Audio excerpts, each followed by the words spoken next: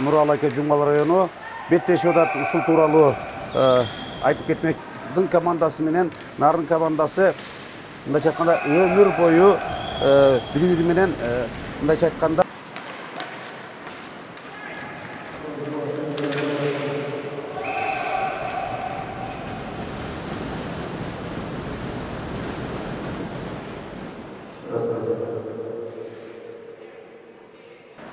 командасынын менен таанышып чыктыңыздар.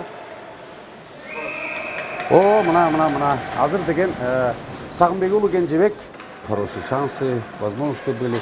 Вот сейчас вы на 35-й минуте, на 16-й минуте акырындап началга чыгып ушул жерден шайба начал орун алды.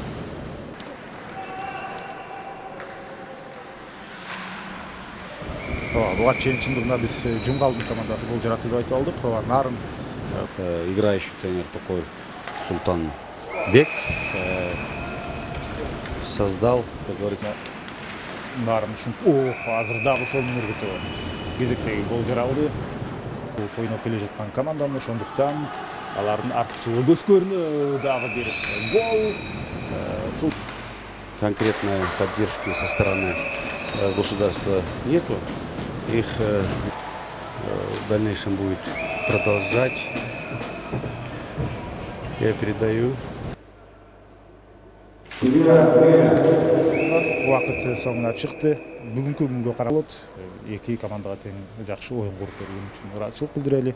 Кызматыңыздарда мен Эркин Абдуллаев жана ошондой эле Кыргыз Республикасынын хоккей федерациясынын вице-президенти Мурат Жакупов болдук. Бир нече мүнөттөн кийин демек биз